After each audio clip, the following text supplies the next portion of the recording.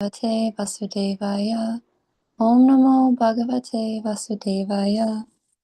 Narayanam Namaskritya Naram Chaiva Narottamam Devam Saraswatim Vyasam Tato Jayam Udirayet Shinvatam Sakata Krishna Punya Shravana Kirtana Viti Antas Tohi Apadrani Vidu Noti Surutsatam Nasta Praisha Apajeshu Nityam Bhagavata Sevaya Bhagavati Uttama Shloke Bhaktir Bhavati Naishike.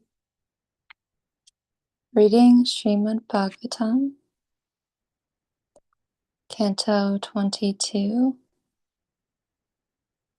verse 12 to 13.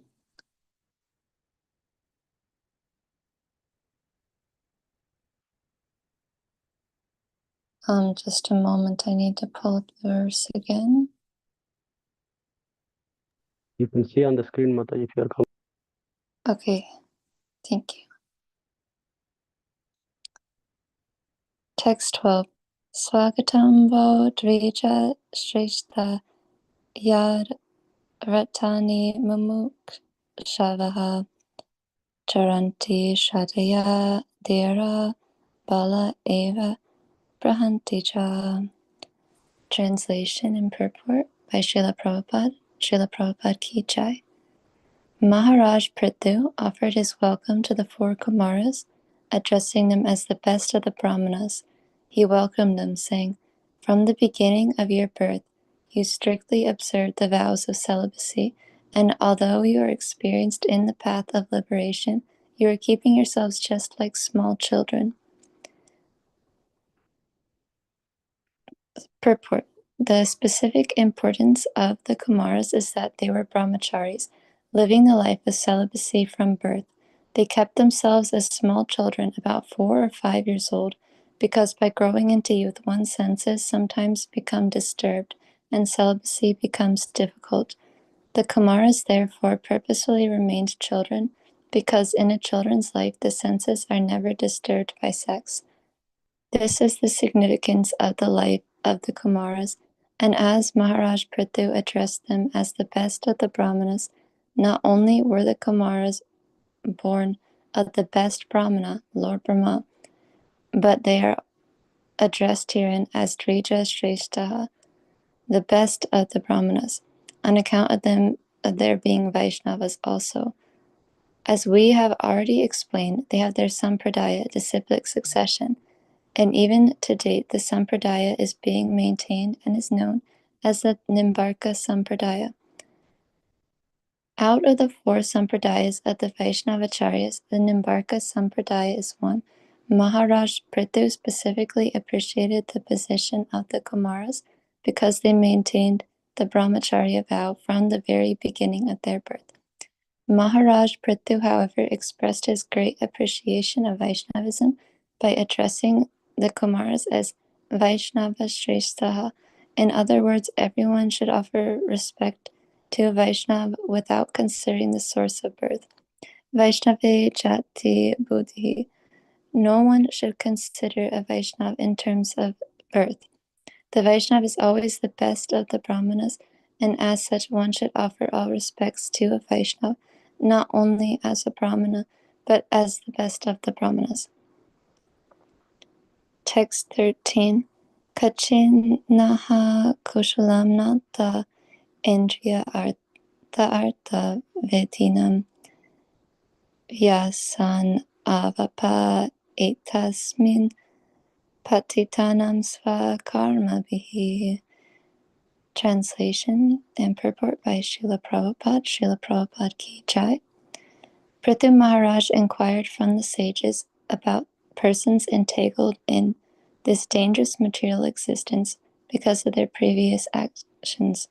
Could such persons, whose only aim is sense gratification, be blessed with any good fortune? Purport. Maharaj Prithu did not ask the Kumaras about their good fortune, for the Kumaras are always auspicious by dint of their life in celibacy. Since they are always engaged on the path of liberation, there was no question of ill fortune.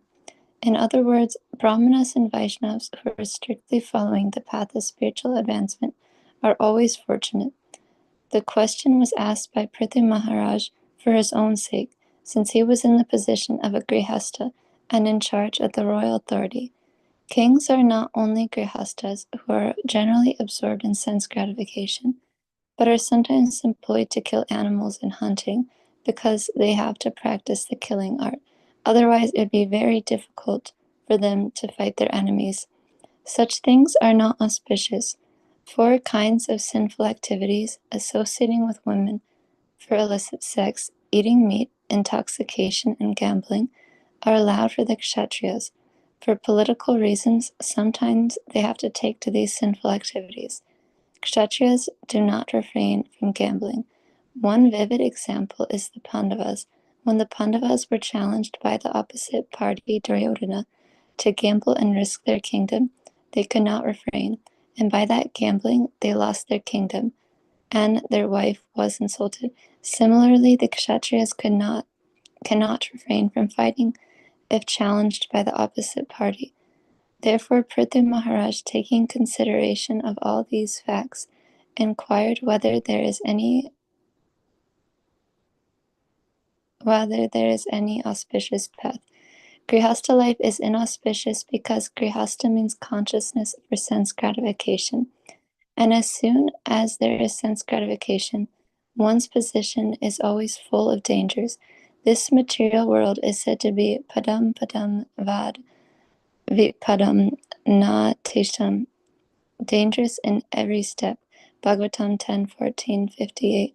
Everyone in this material world is struggling hard for sense gratification. Clearing all these points, Maharaj Prithu inquired from the 4 Kumaras about the fallen conditioned souls who are rotting in this material world due to their past bad or inauspicious activities. Is there any possibility for their auspicious spiritual life? In this verse, the word indriyartha artha vidinam is very significant. It indicates persons whose only aim is to satisfy the senses. They are also described as patitanam, or fallen. Only one who stops all activities for sense gratification is considered to be elevated. Another significant word is svakarma vihi. One becomes fallen by dint of his own past bad activities. Everyone is responsible for his fallen condition because of his own activities. When activities are changed to devotional service, one's auspicious life begins.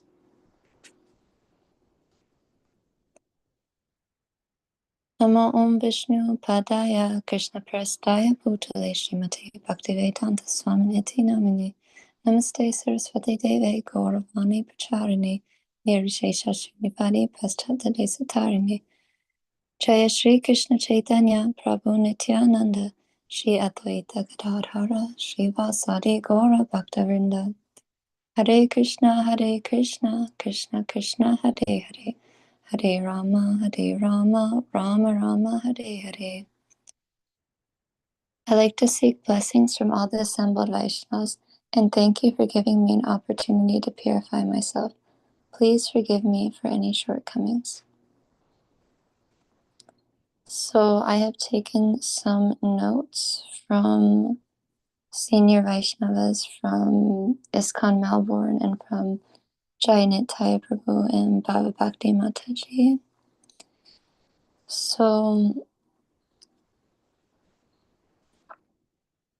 the path of brahmacharya is a life of discipline, celibacy, and wholehearted devotion to Krishna. In our Gaudiya tradition, brahmacharya is not simply about the renunciation of sex life, it is about controlling the mind, the speech, and the senses for the higher purpose of self-realization. The Bhagavad Gita teaches us that real renunciation doesn't come from external dress or social label. Brahmachari, Grihastha, and Sannyasi are all roles, but Krishna is actually saying what's in our heart. Do we have faith in Krishna's words? Are we sincerely serving him? And are we truly detached from sense gratification? The 4 Kumaras are eternal celibates. Though appearing as little children, they were fully self-realized great sages. Why did they choose to remain in child bodies? because we read that they did not want to participate in the material duties assigned by their father, Lord Brahma, such as procreation.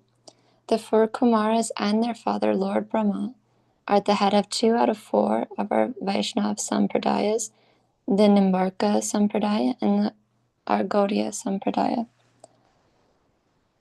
The essence of brahmacharya means to be undisturbed, controlled, and absorbed in the service of the Lord. Sridhara Swami outlines the eightfold path of brahmachari in his commentary. Controlling the body, karmana, the mind, manasa, and speech, vacha, at all times, in all places, under all circumstances, is the true essence of brahmachari.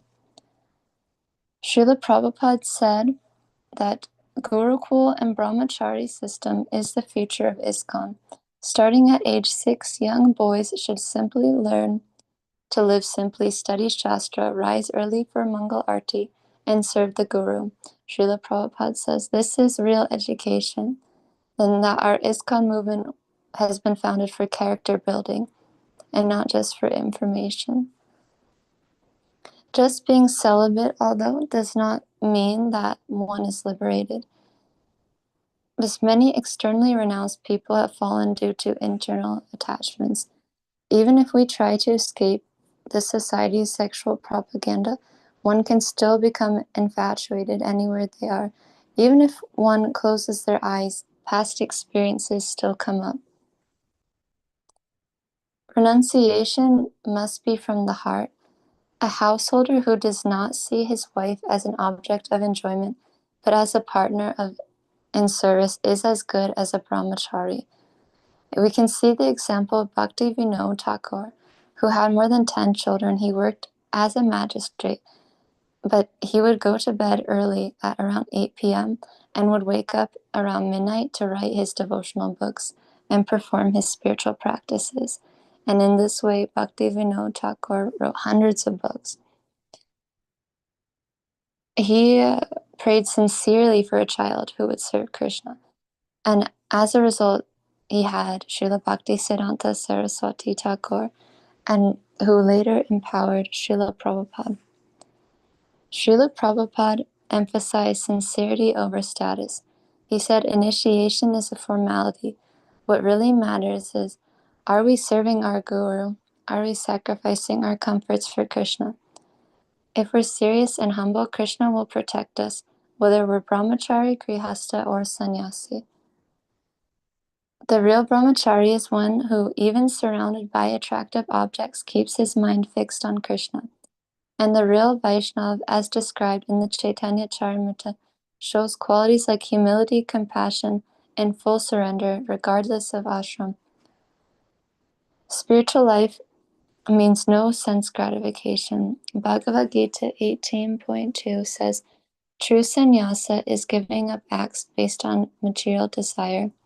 Everything should be done as a sacrifice for Vishnu.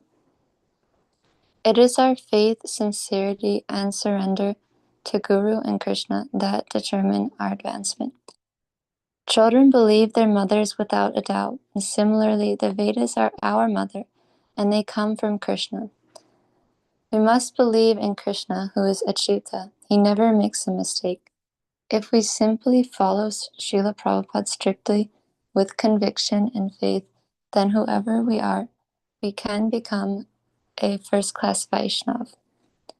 So whether brahmachari or grihastha, woman or man, young or old, purity is the force. If we're sincere, serious, and serve in Krishna consciousness with love, all spiritual truths will be revealed to us. So with that, I would like to end, and thank you for giving me this opportunity. Please forgive me for any shortcomings.